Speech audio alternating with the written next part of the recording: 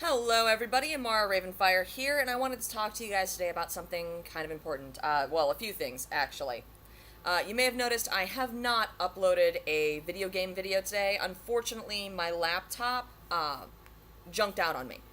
And that's pretty awful, and I'm really sorry for it. Otherwise, I would have new videos for Vampire the Masquerade and Franbo, and I'd even have Undertale up and running. Unfortunately, with the reload of Windows 10 on my laptop, I lost everything. There was some seriously messed up thing that happened with it. I'm not sure exactly what it was, but I'm working on it to figure it out. Shouldn't be a problem. I should have some stuff up here soon. But what I want to talk to you guys about today is mental health awareness, actually. Mostly because I noticed something on Facebook. A friend of mine posted an article, and, well, actually, my roommate posted an article, and a bunch of people piped up on it to talk about PTSD and what that means. And one of the commenters really got to me.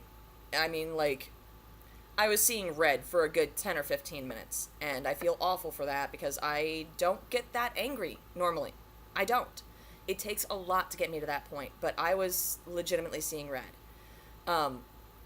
This guy is a veteran, and I understand he didn't come back from Iraq with PTSD, but there are other people that do. And he said flat out that it was weak. And I want to talk about this, because it's not. Having PTSD is not a sign of weakness. It's a sign of your brain trying to cope with what's going on. It's your body's natural reaction to some seriously messed up stuff. I mean, whether it's, war and seeing the people around you die or watching civilians die. People who have been victims of sexual assault will suffer from it. People who have been in abusive relationships will suffer from it as well.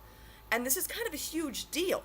And saying that it's a sign of weakness really, really set me off.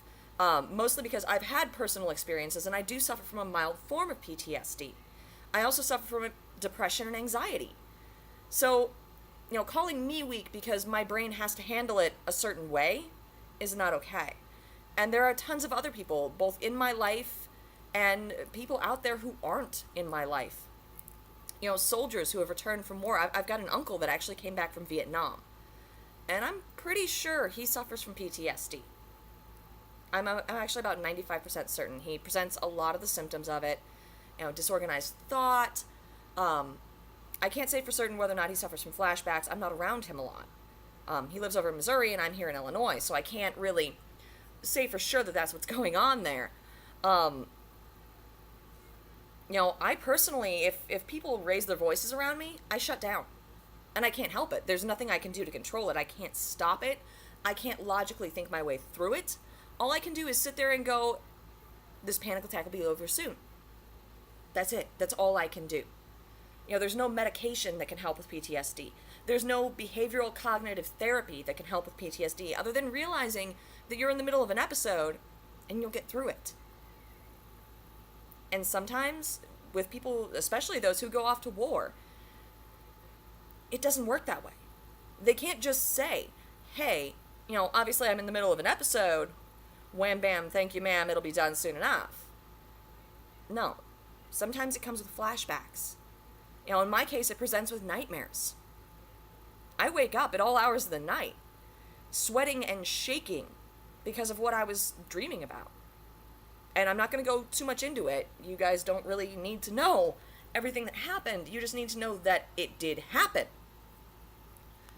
It's a terrible sign of the world where we can't openly talk about the need for mental health care and the acceptance of saying, hey, I need help.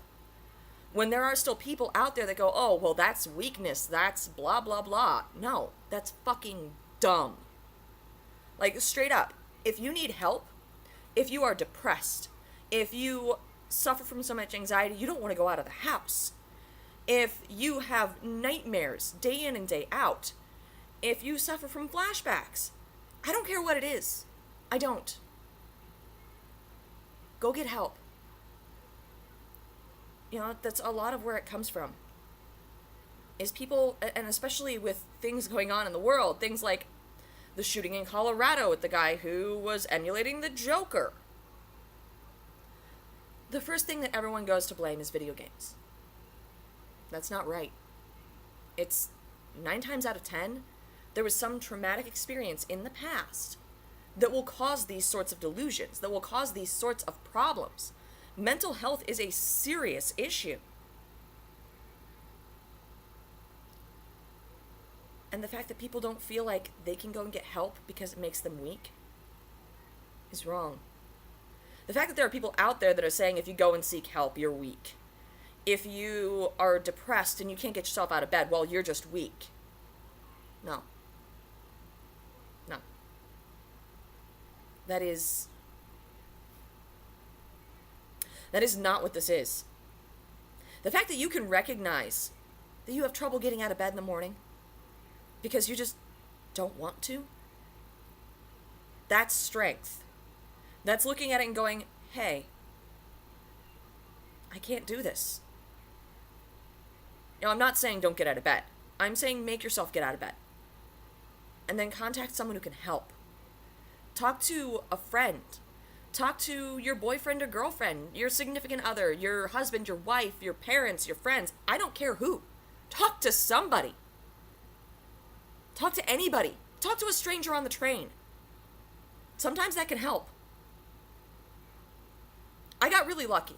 About a year or so ago, I actually actively sought help. I was going to see a therapist, and she was actually really cool. I really liked her. Unfortunately, I haven't had time or the money to go and see her again. But she helped me out a lot. And I'll admit, the hardest thing that I had to do when I started taking therapy was tell the people I love. I was terrified. I didn't know whether or not my friends would accept me anymore. I didn't know whether or not my family would accept me. I didn't know whether or not the boyfriend I lived with at the time would accept me. And I got lucky. I really did. My family was hugely supportive. It was a very, very rough time for all of us. There was a lot of stuff going on. God. And, my friends were very supportive, but I did have one naysayer who was very close to me, and it hurt. It hurt a lot. So the best advice I can give to anyone who is seeking therapy and actually has the guts, and it takes a ton of guts to walk up to the people you love and say, look, I can't do this. I can't handle it. If you have the guts to walk up to them and you find that one naysayer, don't talk to them. Leave. Do what you can and get out, because it makes it so much worse. If you didn't feel weak before, that one naysayer can really make you feel weak. So don't fall into the trap. And don't listen to the idiots out there who are going to sit there and say, oh, well, you're just weak. Oh, well, you're not fighting hard enough. Blah, blah, blah. They don't fucking know what they're talking about. At all. And to the community at large, at least those of you that watch my videos, if you ever need to talk, I'm going to put a couple of links down in the description here to my Facebook, to my Twitter, and you can always message me here. If you can't find anyone else, hell, I don't care whether or not you can find anyone else. If you want to talk, reach out to me. I'm here. And I'll do what I can to help. I don't care if you're rich, I don't care if you're poor, I don't care if you're black, white, Asian, purple for all I care. Gay, straight, transgender. I'm here. And that leads me into my next topic of discussion, and it's going to be kind of heavy, as if this wasn't heavy enough as it was. Something else that he talked about was suicide. And I've been personally affected by suicide. And I can understand that he thinks that suicide is a sign of weakness. I understand that anger.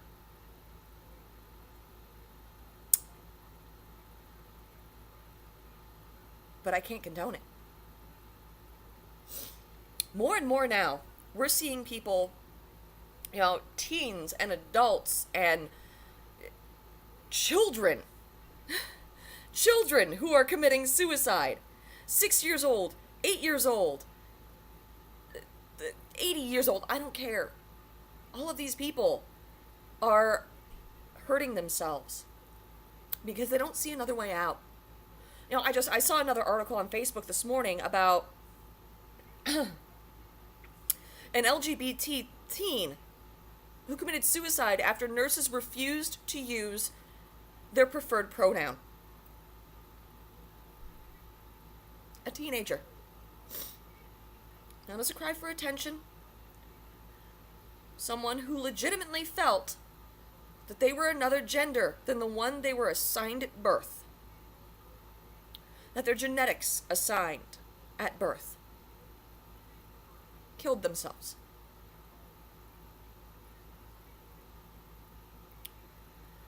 There are kids who commit suicide because of bullying.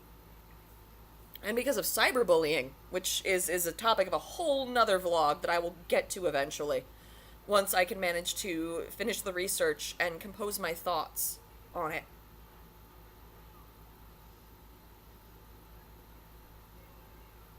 Suicide's not a sign of weakness. I'm not aggrandizing it. I'm not condoning it by any means. Suicide is a sign that the person felt there was no way out. And I want you guys to know there's always a way out. Things are going to seem really dark. I mean, really dark. Sometimes it's going to be hard to breathe. It's going to be hard to think. It's going to be hard to feel anything. Or feel like you mean anything. And I want you to know you do. You absolutely do.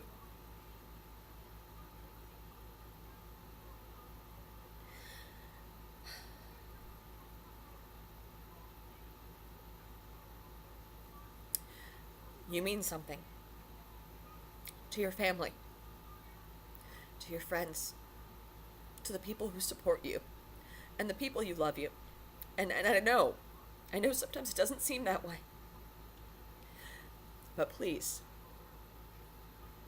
if you are considering suicide as your only way out, stop. Think for a minute. Just breathe and try to shove everything else aside and reach out. Again, to a family member, to a friend, to a stranger on the train.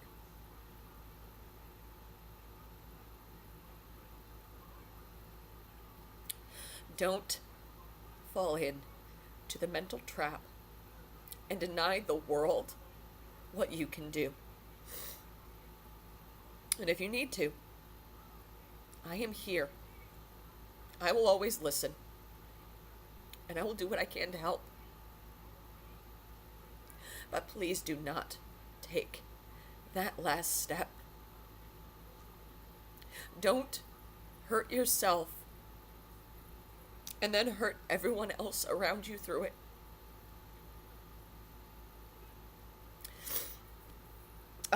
This has been my super serious blog, take 2. Apparently I'm doing a lot of these because I have a lot to say on a lot of things. This has been Amara Ravenfire. Good night, good luck guys, and I'll catch you in the next video.